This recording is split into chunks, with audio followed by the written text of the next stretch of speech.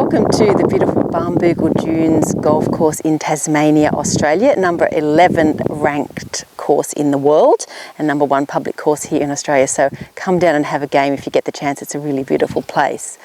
So I want to talk to you about the biggest mistakes I see with putting when I'm out teaching and out on the course.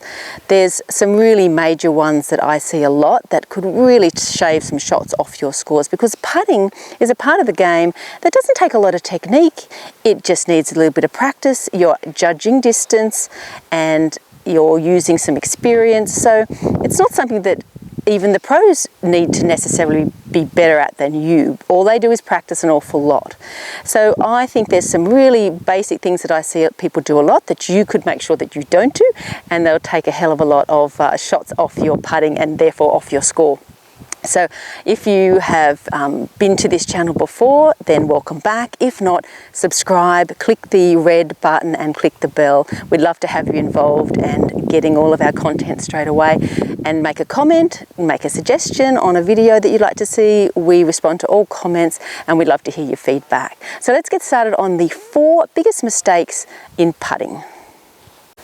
So this tip is assuming that you already have the basics of putting. So just in case you don't, I'll very quickly go through the simple basic things that you need to know to putt well. And the grip is important. So with your putting grip, you've got all fingers on with the leading forefinger down the outside of the fingers of the bottom hand. That just firms up that left side and allows the putter to stroke back and through without getting too wristy.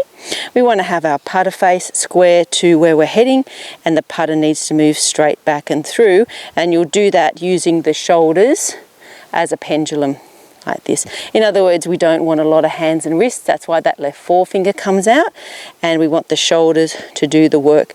Putter moving straight back and through. Ball position around about slightly left of center of your stance, and you want to be nice and square with the feet, shoulders and hips to where you're heading. So those are your basics with your putting. So number 1 putting mistake I see people make all the time is wristiness in the stroke. If you're putting like this, you're going to struggle to judge distance, and you're also going to struggle to keep your putter face square to where you're heading. So it's a really common problem, and I think people worry about using their shoulders because they worry the ball's going to go too far. But if you're not using the bigger muscles to determine the distance, you're going to be all over the place. Very difficult to determine distance with the wrists. You really need to get the shoulders doing the work. Keep your wrists very quiet. Let the hands do very little. Let the putter hang and let the putter head swing from here. So the pendulum is from here and not from the hands and wrists. Really important to get a really consistent putting stroke. So take the wrists out of your stroke. And a good way to tell if you're using your shoulders correctly or not is to pop the club up underneath your shoulders, up underneath your armpits. You can take an old club and put that there, and then use your putter in your hands and just simulate your stroke. That gives you the feeling of the shoulders doing the work. So if you're not sure what it feels like to have your shoulders in the putting stroke, then try that little tip. But we want to eliminate any wristiness out of your stroke, and you'll be much more consistent. You'll 3-putt a lot less, and you get the ball a lot closer to the hole. So big putting mistake number 2 that I see all the time is movement of the head. So when you're putting, you really want to keep that head nice and still. If you move your head forward, which is what I see a lot, where people start to do this a little bit, they start to try and, will the ball into the hole almost. The shoulders start to open, the putter face starts to move across the line, and you're going to be much less consistent than you would be if you keep your head nice and still. So a really good little tip is to imagine something underneath the ball, a coin, a dime, a 5-cent piece if you're in Australia. Imagine there's a coin underneath the ball, and you're going to look at that coin after the ball's gone. So that's a really good way to force you to keep your head still. That way the putter can stroke properly, your shoulders can stay square, which is so important for a really nice putting stroke. So I know it's tempting to have a little look and see if the ball's going in or not, but resist that urge and look at the spot underneath the ball after it's gone.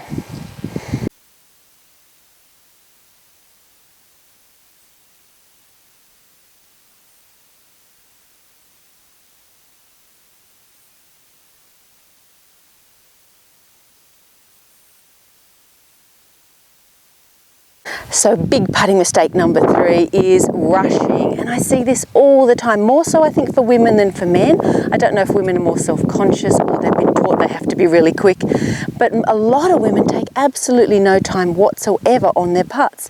Now, I'm not expecting you to be like the pros where they stalk the putt and look from the side and the whole bit. You don't have to be like that, but I would like you to take a little bit of time, at least to stand behind, have a bit of a look at the break, get a sense if it's uphill or downhill, get a sense of what length stroke you would need for that putt.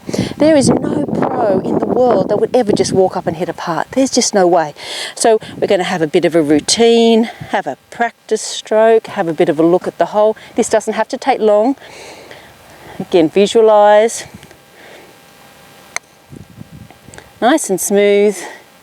Watch it till it finishes. That helps you judge distance for future putts. Now, even on that one there, I would take a little bit of time, at least get it down behind and have a little bit of a look, because even a short putt like that can have some break as well. So in the future when you're putting, you don't have to be laborious, you don't have to be like the pros, but you can just take a little bit more time, have a bit of a look before you putt, slow it all down, and hopefully you'll hole a lot more putts and 3-putt a lot less.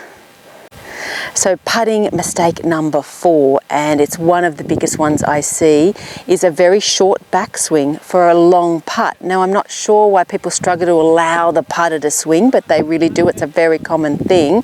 So what I see a lot of is a long putt here, people using a tiny backswing, and of course it's not going to get up the hill.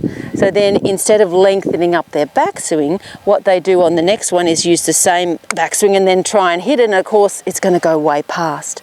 So the ability to judge distance is really hopeless when your backswing is too short for the putt.